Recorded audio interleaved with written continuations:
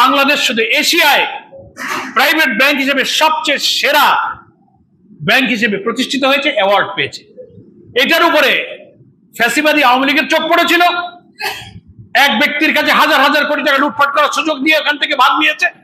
এখন বিএনপি দেখতেছে যে না, আওয়ামী লীগেরা যখন তার গাড়ি উঠে লুট করতে, আমিও ছাড়বো কেন, আমিও এখন নেব।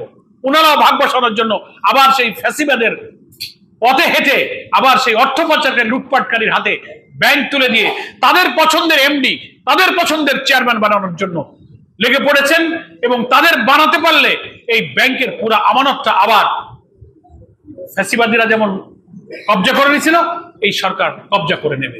এজন্য আমরা অনুরোধ জানাবো, ব্যাংক কোনো দলের নয়। হ্যাঁ, ব্যাংক যারা করে তারা যে কোনো দলের সমর্থক হতে পারে, অন্য দলের লোকেদেরও ব্যাংক আছে। জামাতের কোনো দলীয় ব্যাংক কোনোদিন কোনো দলের থাকে না, জামাতেরও নাই। তবে আমাদের গ্রাহক আছে, ব্যাংকের উদ্যোক্তাদের মধ্যে স্থায়ী মূল্যবোধী বিশ্বাসী লোকেরা ছিল। এটাকে তারা ভিন্ন ভাষায় পলিটিক্যাল কালার দিয়ে পার্লামেন্টে অনেক মন্ত্রীরা কিন্তু আপত্তিকর কথা বলছেন, যার কোনো সত্য নেই, সত্যতা নেই, ভিত্তি নেই।